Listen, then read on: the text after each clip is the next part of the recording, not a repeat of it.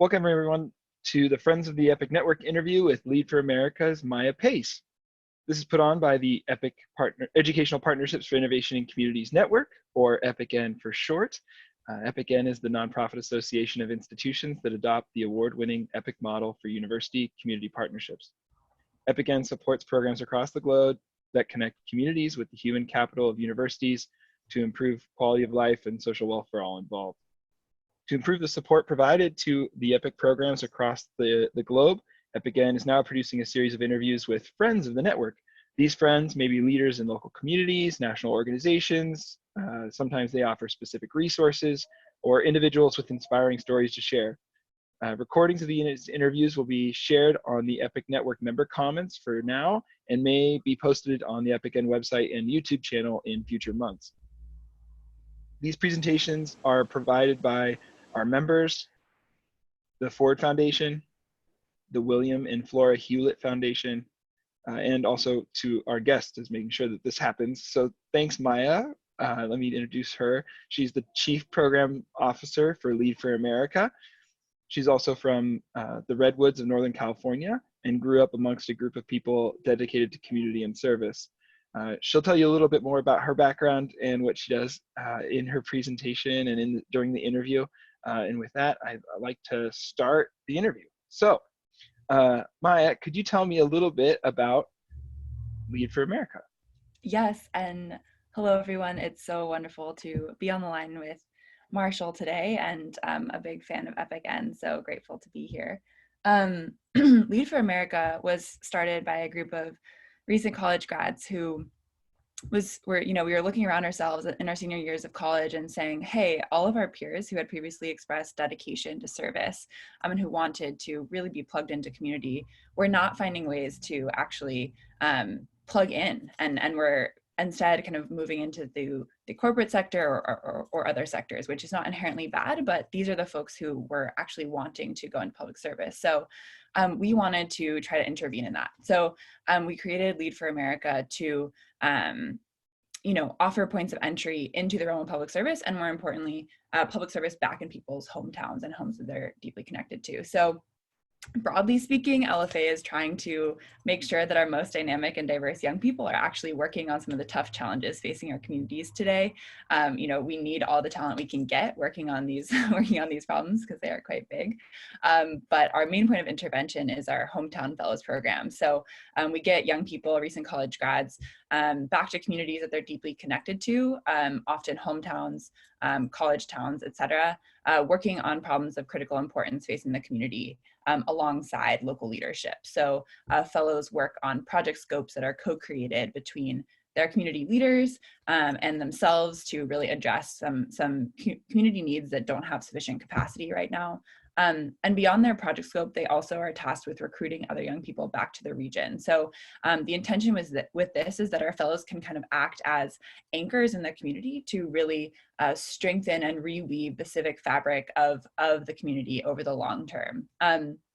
So it was our first year this past year. We have 54 fellows out in the field right now. They're serving everywhere from Marquette, Michigan and the Upper Peninsula to Boone County, West Virginia, to Stockton, California, to St. Louis, Missouri. So kind of a broad range of locations. And we really try to prioritize representative and diverse leadership as well. So about 50% of our cohort class was women, about 50% are people of color, 41% are Pell Grant eligible. So really trying to make sure that the leadership of our country is also reflective of our communities. So I'll pause there, but yeah, it's a bit about who we are and what we're up to. Great, thanks, Maya. Could you tell us a little bit more about what your role at the organization is? If I can get my slide to move, there we go. Yeah, definitely. So my official title is Chief Program Officer. We are a small and scrappy team, so candidly, we all kind of have our hands in a lot of everything right now. But a lot of my role is around thinking about the training that our fellows need before they head to their placements, and then their fellowship experience kind of over the 2 years. So I maybe forgot to mention this, but it's a 2-year paid placement, but it has a 4-year commitment. So we ask our fellows to really be deeply committed to the community that they're returning to, and be ready to serve for quite some time. And that additional 2 years can look like a variety of things. And, we know people will be going to grad school and then perhaps thinking about how they can serve after. So, but we do specifically recruit and select for people who are committed for the long term. So we have a month of training before fellows head out into their program, into their placement. And the training covers everything from kind of the grand challenges facing our country and our world, and looking at how we can intervene in those through the lens of local change making. And then we really also, emphasize equipping our fellows with the leadership skills, the technical skills, the equity and diversity skills that they'll need to really be dynamic change makers once they're back home. And perhaps one of the most important things I think that our training is about is actually creating a really strong cohort community. As I'm sure some of the EPIC N members could really, sometimes working in a small rural community, especially if you're alone, can be hard, even if it is your hometown. And so making sure that our fellows are plugged into a community of change makers is a really essential piece of it. So that is kind of the core of our training, our month of training. Then we also bring our fellows together for biannual retreats over the course of the 2 years, and have frequent check-ins and support. So a lot of my time is spent on the phone with fellows, learning about their experience and offering support where I can, connecting fellows to each other virtually, and thinking about how to strengthen their experience over the long term. So it sounds like you have a really good understanding of a network of people who are in your organization as fellows all over the country, and you help them support local governments do work that they're trying to do. And that's really cool. And how long have you been with the organization?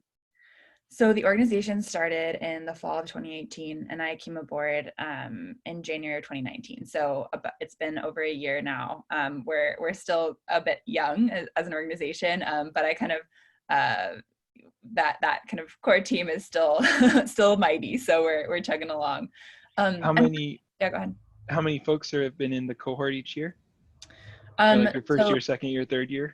Yep. So the past year, the inaugural year, we had 54 fellows. It spanned 3 different kind of buckets of fellows. So we have our national hometown fellows. There are 27 of those. These are folks who are headed out nationally to their hometowns across the country. Then we had a specific cohort of Lead for North Carolina. So the main way that we scale is through state affiliates. So we have a local executive director who builds a statewide infrastructure to be really locally responsive to the needs of the state, and convene local partners, university anchors, philanthropy, local government associations to saturate the state with a bunch of young leaders. And so Lead for North Carolina was our first state affiliate. There were 16 fellows there. And then we had 10 extension fellows who weren't kind of in the kind of quote unquote official fellowship model, but we brought them to training and are still deeply connected to the network. This coming year, we're probably going to have around the same number. It'll probably be, we're anticipating having around 16 Lead for North Carolina fellows, around 15 to 20 Lead for Minnesota fellows, or our second state affiliate, and then around 25 or so hometowns. Great, cool. So you all are seeing some growth into other states, and still kind of in your initial years, as are we. So my next question is something that I will probably answer first. How is COVID-19 impacting your work? As of today, daycare was canceled for me, which is why you might be hearing some background noise in the recording. And so I'm working and taking care of my little one at the same time. But I will hand it off to you now. How is COVID-19 impacting your work? Yeah, well, it's music to my ears because I'm actually home right now in Northern California, and we are in full lockdown. So we received shelter-in-place orders 2 days ago now, so we're in full quarantine mode. But I would say, kind of practically speaking, I see the impact kind of twofold. One is just on our fellows and their day-to-day lives. So to ground a little bit, perhaps, in some of the work that our fellows are doing, because it can be a little abstract, I know. So for instance, one of our fellows is working in Arcata, California right now. Her project scope is around 3 different pieces. She's developing the arts and culture strategic plan for the city of Arcata alongside, other kind of organizational partners in the community. She's been working on this initiative called Equity Arcata that supports the the city and working with the local college and thinking about equity initiatives. And the third piece of it is she's been working on the city's emergency preparedness plan. So, Northern California gets a lot of wildfires. So that kind of felt like the crux of the matter until COVID came. But Gillen has been on the front lines, representing the city in regional meetings to talk about emergency response. She's been, thinking about what the actual response of the city will be. So that is kind of one element of this that I think our fellows, given the fact that they are working in kind of the frontline staff of, emergency response for a given community, they are deeply enmeshed in what this is looking like and unfolding. On a personal note, and I think an organizational note, this is also making clear to me just this moment feels like the deep need for our public institutions has never been more clear, and also the ways in which they're strapped for capacity.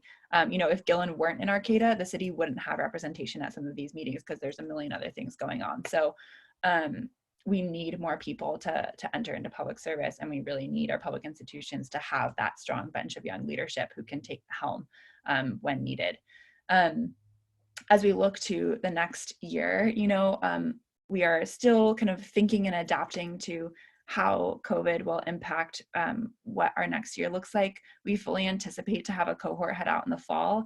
And in our conversations with our, prospective hosts, they're saying that while things are, deeply up in the air right now, they're anticipating that once things kind of return to some semblance of normal, there will be a deep need for just human capacity, and let alone kind of like, these young people who are really qualified and competent. So hoping that we can kind of continue to support them in that way. We will probably have to move our training or adapt our training in some way as well, because our university partners are, responding accordingly. Yeah, Tufts actually, which is my alma mater, and where we have our first week of training, is planning. They just released, our president released an op-ed yesterday.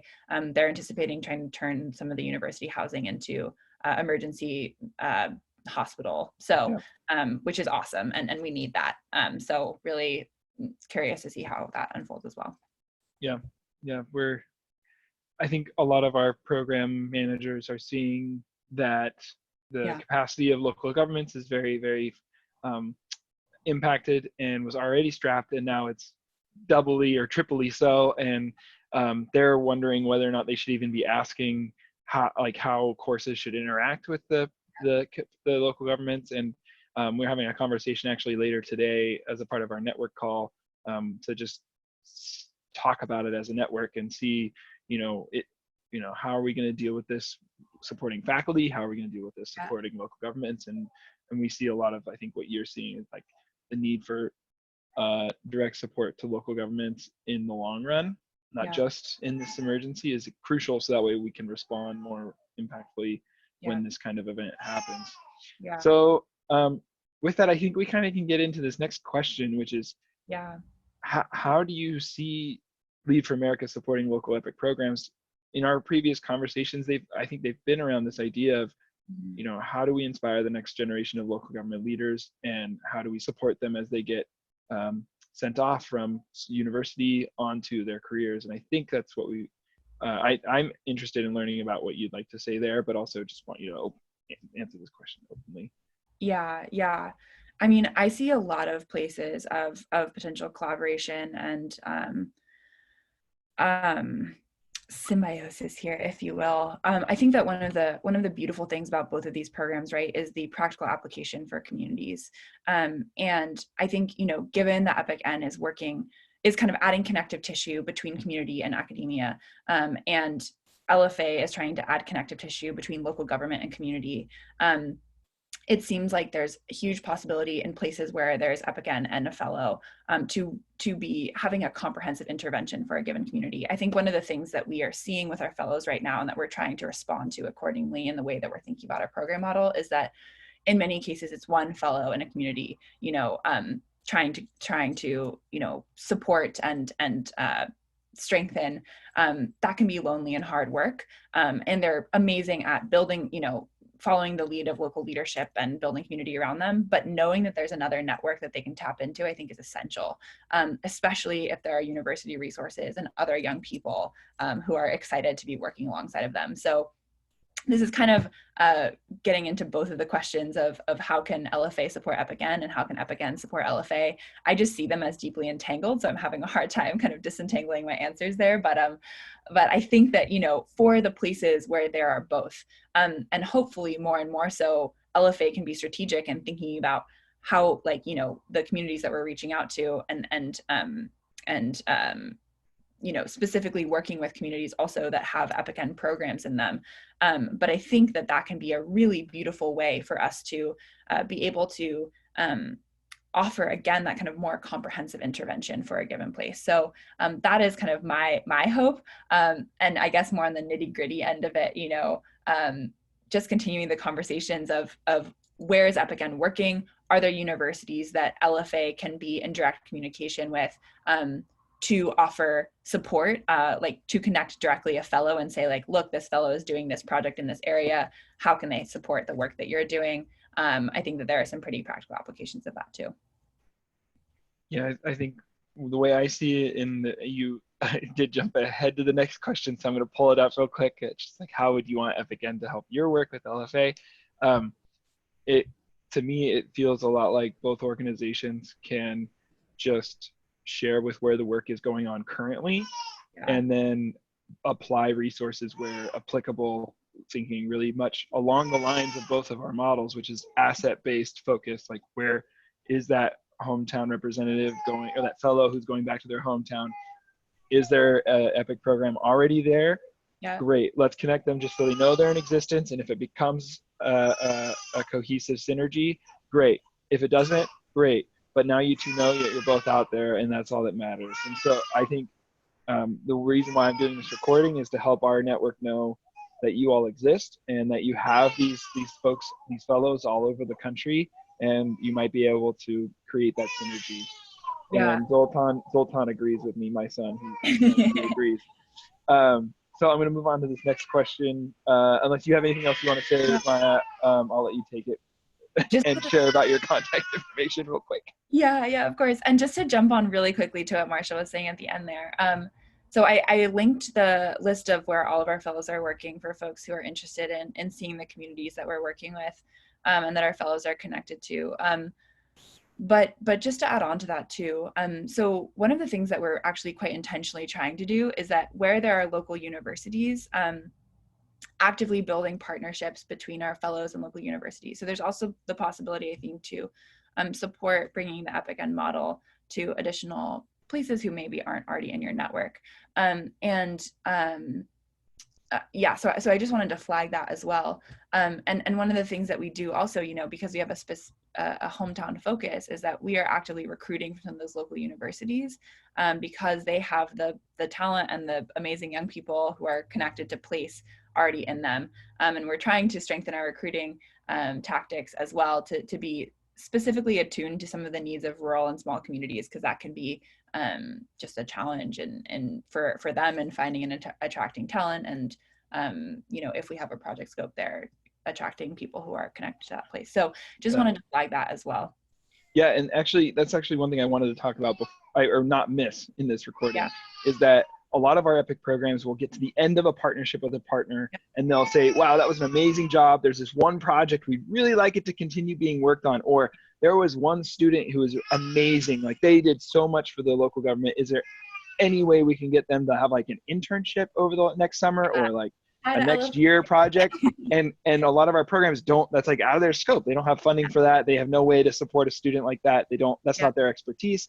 But connecting them to LFA might be a really easy synergy for us to say, oh yeah, we got a couple emails to Maya, and we're on our way to getting that set up for you. So that way both the student has a job, more or less.